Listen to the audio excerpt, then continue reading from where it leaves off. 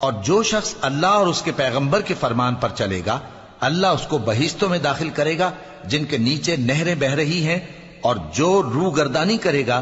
وہ اسے دردناک عذاب دے گا۔ اے پیغمبر،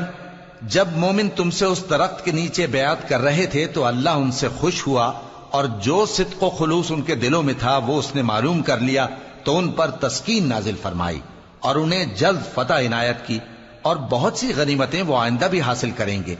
اور اللہ غالب ہے، حکمت والا ہے۔ اللہ نے تم سے بہت سی غنیمتوں کا وعدہ فرمایا ہے کہ تم ان کو حاصل کرو گے، پھر اس نے یہ غنیمت تمہیں جلدی سے دلوا دی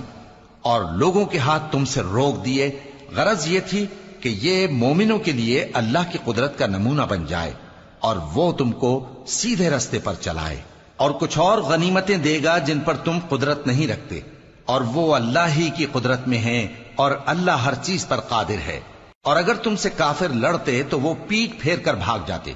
پھر وہ کسی کو نہ دوست پاتے اور نہ مددگار۔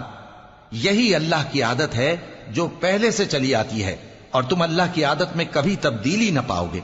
اور وہی تو ہے جس نے تم کو ان کافروں پر فتح یاب کرنے کے بعد سرحد مکہ میں ان کے ہاتھ تم سے اور تمہارے ہاتھ ان سے روک دیے، اور جو کچھ تم کرتے ہو اللہ اس کو دیکھ رہا ہے۔ یہ وہی لوگ ہیں جنہوں نے کفر کیا اور تم کو مسجد حرام سے روک دیا، اور قربانیوں کو بھی کہ اپنی جگہ پہنچنے سے رکی رہیں۔ اور اگر ایسے مسلمان مرد اور مسلمان عورتیں نہ ہوتی جن کو تم جانتے نہ تھے کہ اگر تم ان کو پامال کر دیتے تو تم کو ان کی طرف سے بے خبری میں نقصان پہنچ جاتا، تو بھی تمہارے ہاتھ فتح رہتی، مگر تاخیر اس لیے ہوئی کہ اللہ اپنی رحمت میں جس کو چاہے داخل کر لے۔ اور اگر دونوں فریق الگ الگ ہو جاتے تو جو ان میں کافر تھے ان کو ہم دکھ دینے والا عذاب دیتے۔ جب کافروں نے اپنے دلوں میں ضد کی، اور ضد بھی جاہلیت کی، تو اللہ نے اپنے پیغمبر اور مومنوں پر اپنی طرف سے تسکین نازل فرمائی اور ان کو پرہیزگاری کی بات پر قائم رکھا، اور وہ اسی کے مستحق اور اہل تھے،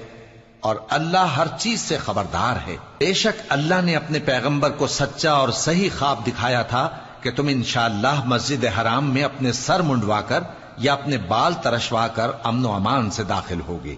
اور کسی طرح کا خوف نہ کرو گے۔ جو بات تم نہیں جانتے تھے اللہ کو معلوم تھی،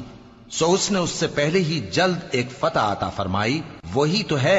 جس نے اپنے پیغمبر کو ہدایت کی کتاب اور دین حق دے کر بھیجا تاکہ اس کو تمام دینوں پر غالب کرے،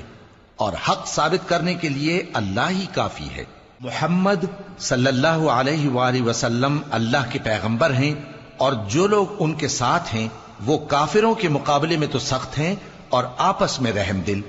اے دیکھنے والے، تو ان کو دیکھتا ہے کہ اللہ کے آگے جھکے ہوئے سر بسجود ہیں اور اللہ کا فضل اور اس کی خوشنودی طلب کر رہے ہیں۔ کثرت سجود کے اثر سے ان کی پیشانیوں پر نشان پڑے ہوئے ہیں۔ ان کے یہی اوصاف تورات میں ہیں اور یہی اوصاف انجیل میں ہیں۔